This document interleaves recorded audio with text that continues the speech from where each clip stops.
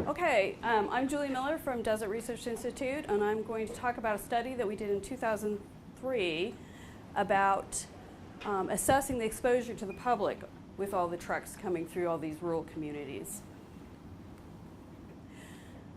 What happened was the stakeholders started looking at all the trucks and they started having questions. There were two main questions. One was, what are the cumulative exposures that the townspeople are being exposed to as these trucks travel down the main street, which is the highway, through these rural communities? The second was, what were the risks for accidents? We didn't handle the accident issue, but we did look at all of the low-level waste trucks that were coming along the highways in through Pahrump, Tonopah, Ely. The highway comes right through downtown, and so a lot of people had concerns about this. The background of this truck study was that a lot of the previous studies had all been done by modeling. They'd not actually done measurements with trucks. They had some bench scale models where sometimes they would make some measurements on waste containers, but they'd never actually done the trucks. And when DRI asked us to do this, we said, well, we have all these trucks coming to the test site. Let's go out and actually make field measurements on these trucks. So we actually installed an array, which I'll show you in a minute, of 4 PIC, which are pressurized ion chambers, and they would measure those trucks. So we did this in 2003 from February through December, and then we wrote the report by 2005. We also got this published in a peer-reviewed journal, which was the Health Physics Journal. That's a pretty prestigious health physics document. We presented this to DOE, and DOE worked with us to talk to all of the waste generators and all the transportation companies. Because this was not a regulatory requirement, DOE asked that they participate, but this was all involuntary. Okay, so we weren't going to get 100% of the trucks, and we knew that from the beginning. We were able to set up a semi-automatic system that would work in a remote setting, which is just outside the gate of Mercury, and it could deal with a 24-hour arrival schedule with the trucks. We were able to collect, between February and December, over 1,000 trucks through this array. This represented almost 50% of the waste shipments that were going to the NNSS during that study period. We didn't quite get all of them because after we started this, the sheriff actually had safety concerns about the trucks parked along the shoulder of the road going into Mercury. So we actually had to change the instructions to the truck drivers and ask them that if there was already a truck in the array and 1 or 2 in the driveway behind that truck, that they just move forward to the gate and bypass the whole study area. But during this time, we got trucks from 10 of the 18 generators that were shipping to the test site during this time, and that represented over 92% of those 10 generators. So even though we missed those 8 generators, they weren't shipping more than 1 or 2 shipments probably to the test site anyway. We had no indication that anybody purposely bypassed this, unless the sheriff passed them on or there was some other reason they didn't go through. We don't think anybody was ever instructed not to go through it. So this is just kind of a schematic of what was set up. We had 4 PICs, and I'll actually show you a photograph of this. So the truck enters here. The gate to the test site's here, US 95's down here. This is the road that goes into Mercury. They would pull out. This was the EOD pull out. They'd pull into the array. So we had the 4 PICs, 2 on each side. We also had 2 acoustic sensors that pointed at each other. That actually determined whether or not there was an obstruction within that array. Okay, and I'll tell you why that's important. We did that. The PICs were set up so that they'd be 1 meter on each side of the truck. That's a pretty standard measurement, DOT measurement, to measure exposures from the trucks. And they were also set at a reference height, a reference man height, okay? So the PIC is actually measuring the gamma exposure coming off of the truck. That reference height is a lot taller than I am, okay? But that is supposed to be in the lung and breathing zone of a standard male. Again, the acoustic sensors were a second way to detect whether the truck was sitting in the PICs if we couldn't actually see it, the gamma signature from the truck. And then we actually set the picks this way to kind of mimic as if somebody was standing next to the truck. So this is actually what the pick arrays look like, these white boxes. These are the picks. These are photo ionization chambers here, the pressurized ionization chambers, sorry. You can see the truck driver standing over here. We had a little podium similar to this, had a book in it. We asked him to record his waste shipment ID or his manifest numbers, the time he came through, where he was coming from, just enough information that we could actually go to the radioactive waste management complex office and pull his manifest records at that point.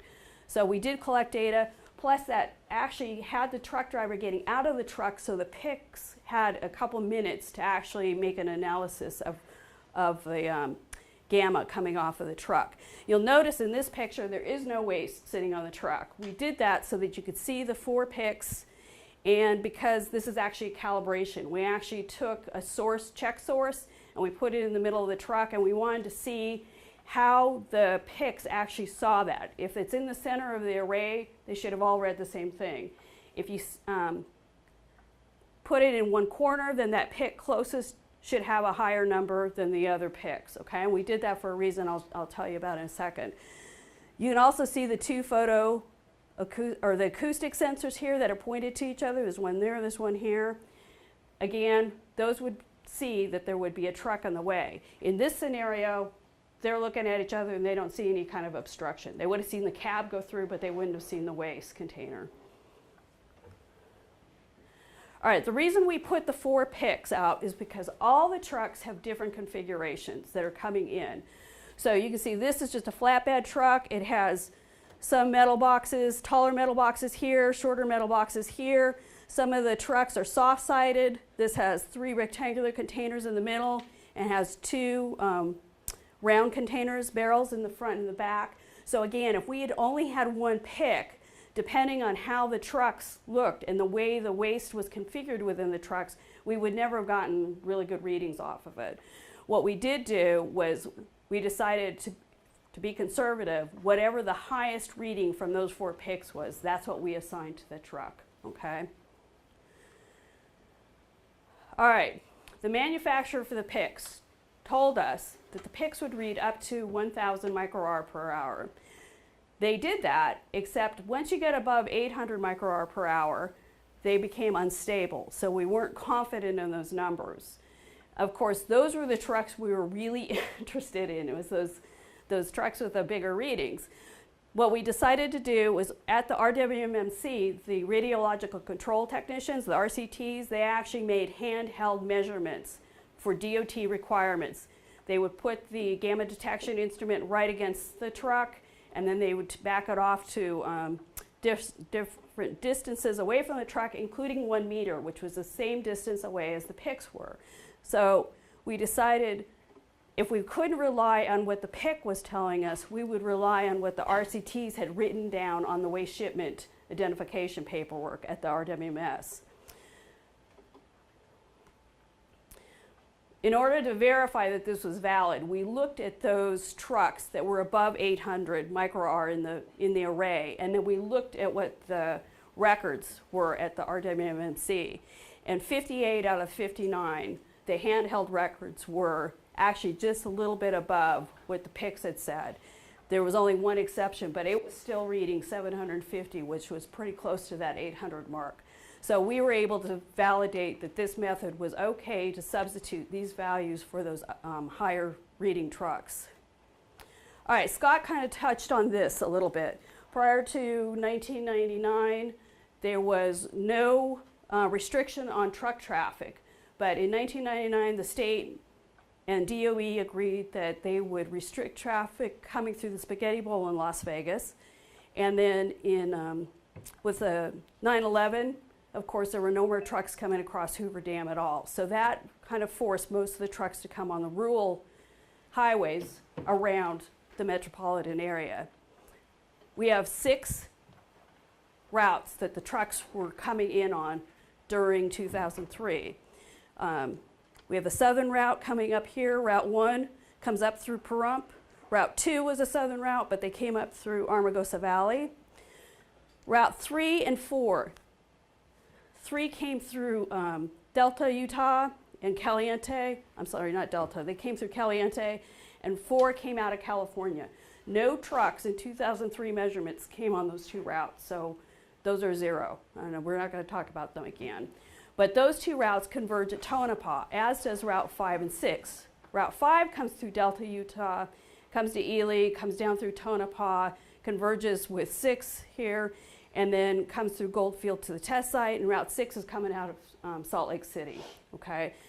You can kind of see the distribution of the trucks. Route 1 through Pahrump had about almost 400 trucks. Route 5 had a lot of trucks. 3 and 4 had none. There were a few trucks that came through Armagosa Valley on Route 2. But a lot of times from now on, I'm going to talk about a combination of 5 and 6 because those 2 routes converge through Ely, Tonopah, and Goldfield.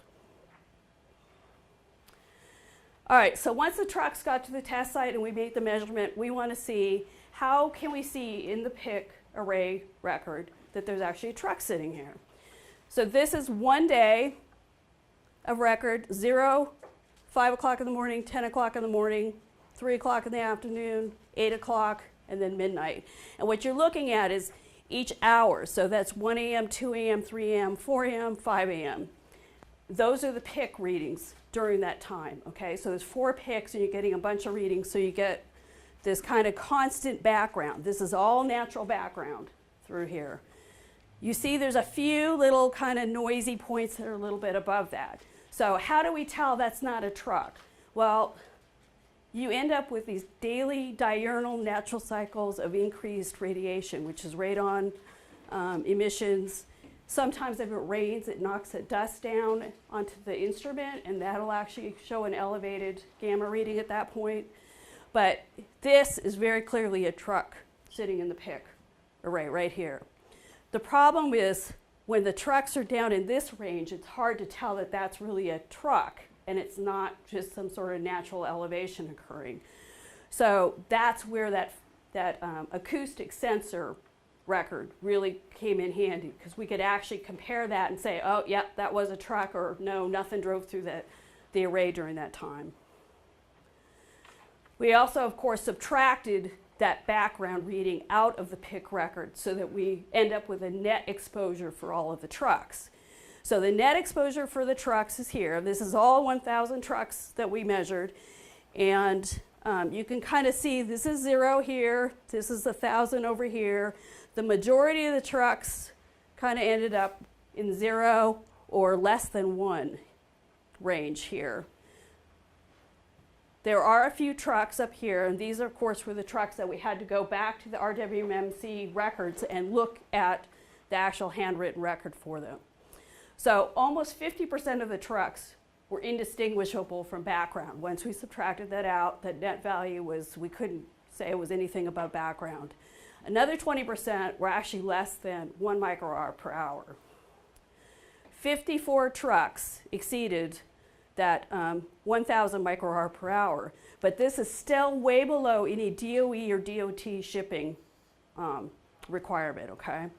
So what's also shown on this, the color codes, the blue is coming through Pahrump, that's Route 1. So you can see the majority of the Pahrump trucks are very much skewed toward 0.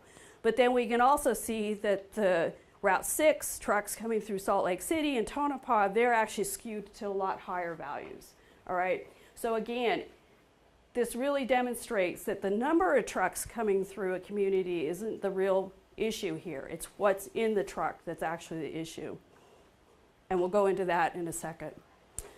All right, so we decided we wanted to look at 4 exposure scenarios.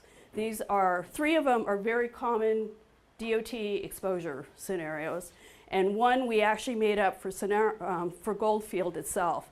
Goldfield is kind of unusual because it's such an old town. The houses are literally right where the sidewalk should have been. So these people that live in these houses here, they are literally in their living room, in their kitchen, in their bedroom, within 5 meters of the highway of the truck. So we decided we would come up with the Goldfield scenario, which is that the truck stops in town for about a minute somewhere, is right next to the house, and then he moves on. The other scenarios, of course, were the pedestrian scenario where you have somebody walking, the truck drives past, it's about a 15-second exposure.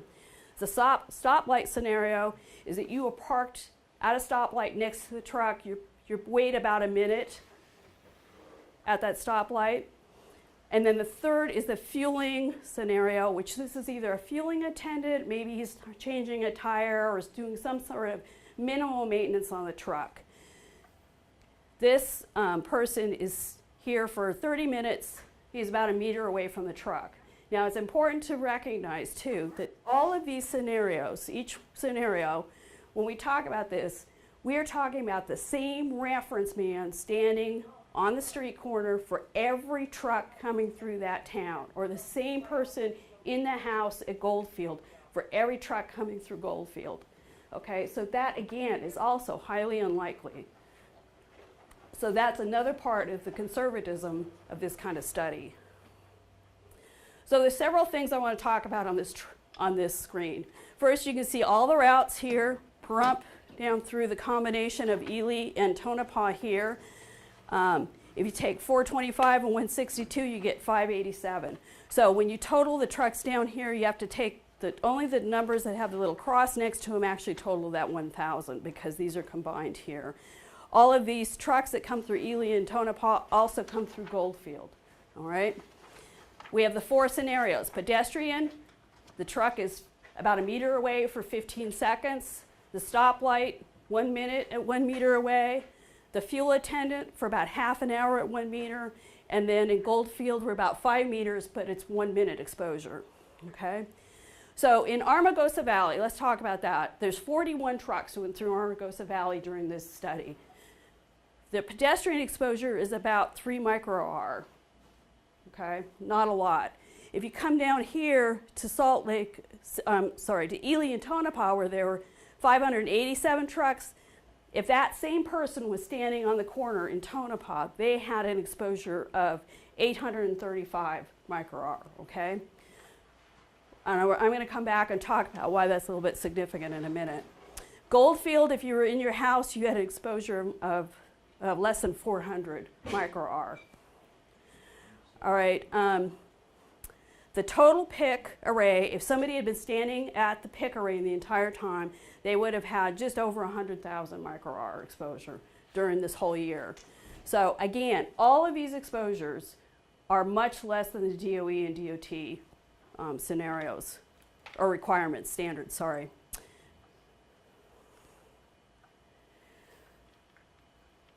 So let's talk about Armagosa Valley. That was only those 41 trucks.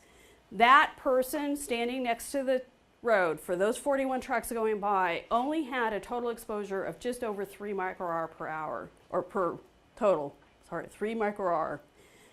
If we took out the one highest reading truck, which was approximately 260 micro-R per hour at the picks, that drops that exposure for that reference person down to less than 2 micro-R.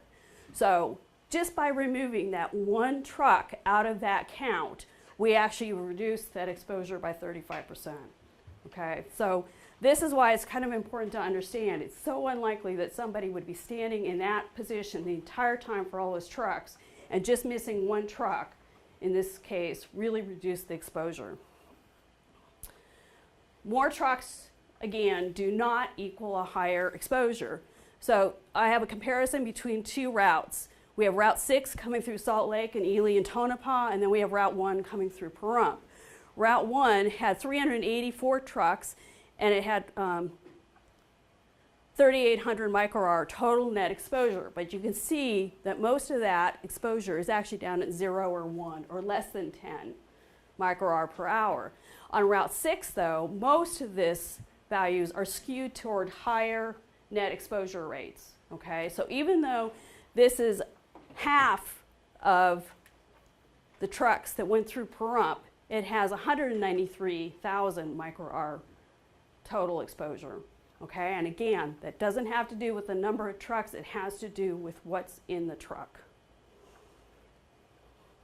So let's put this into context. Remember I said the pedestrian in Tonopah was exposed to about 800 micro-R total exposure. That falls right here in this scale. And this is kind of a comparison to other both man-made and natural radiation exposures. X-rays, you're about 53. And these units, these units are in 1,000 microR, so this is 53,000 microR.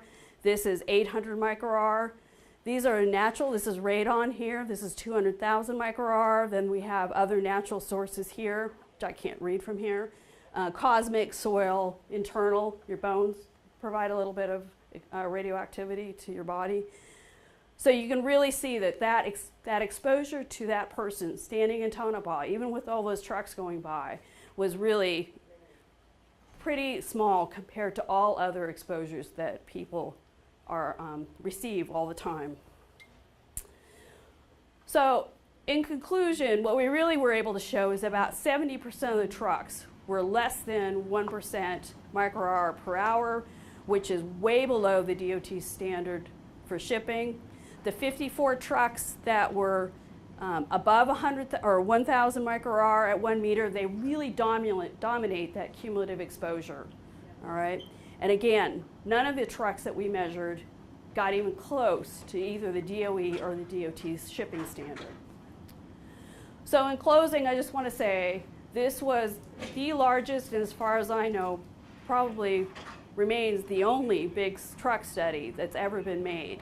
And we did this so that we could actually show the public real measurements on real trucks that were moving through their communities. The data was collected in 2003, as you can see, between what I presented for the transportation routes here versus what Scott was talking about present day. They're using different routes right now. So that changes with your waste generators and with your shipment routes. This was published. It's all, the actual report that we provided to DOE is on the DOE OSTI site. You can go on there and find all the science technology data. And then we also got this published in the Health Physics Journal in December 2007. And this was actually the cover story for that journal. And that is a big deal in an academic world. So we were really excited that everybody else saw the value of the study too. So that's pretty much my conclusion. Thank you.